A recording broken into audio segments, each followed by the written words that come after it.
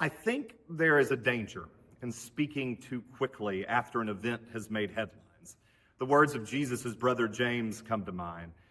Be quick to listen, slow to speak, slow to become angry. It's good advice because when an event is fresh, we rarely know all the details.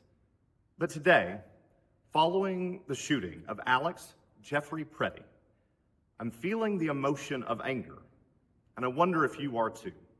Truthfully, I feel many things: sadness, fear, helplessness. Pretti was a 37-year-old U.S. citizen who was protesting with thousands of others. He had no criminal record. He was a registered nurse who worked in the ICU of a VA hospital. His next-door neighbor said, quote, "He's the sweetest, kindest, most unoffensive, most non-violent person you'd ever want to meet." But even if none of those things were true, he bears the image of God and is worthy of dignity and compassion. We all are. We have a rich diversity of views at Manchester United Methodist Church, which is a gift. For some in our congregation, for members of our staff, this is deeply personal, and the actions of ICE directly affect their families. Some in our congregation are furious at stories of agents arresting beloved preschool teachers in front of their preschool class, White House staffers pejoratively doctoring photos of protesters, and a lack of due process for people who are legally seeking asylum. Others in our congregation believe that the goals of ICE are important, but they struggle with seeing excessive force used against people who are simply walking down the street, and they can't stomach watching agents killing people with seeming impunity.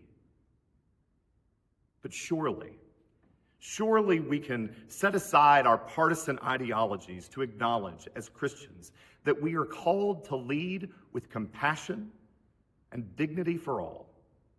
Regardless of your political views, love of God and love of neighbor for baptized Christians must come first.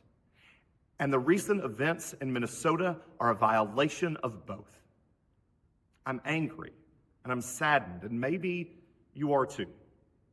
But as the lead pastor of Manchester United Methodist Church, it is my job, I believe, to offer this congregation practices that can transform our anger and pain not into the vice of wrath, but into the virtue of righteousness and justice. In response to recent violence, I would like to invite you on Thursday night to a service of lament and justice. It'll be in the sanctuary at 6 p.m., and we'll gather to do what Christians do best.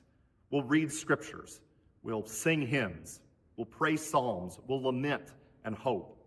Following the service, Pastor Mary Beth and the justice team will be there to offer very concrete ways that you can be involved in seeking justice and become involved. There will also be Stephen ministers there who are available to pray with you and to listen. In the face of violence, we know what the Lord requires of us: to do justice, to love mercy, and walk humbly with our God. And perhaps on Thursday, we can do this together.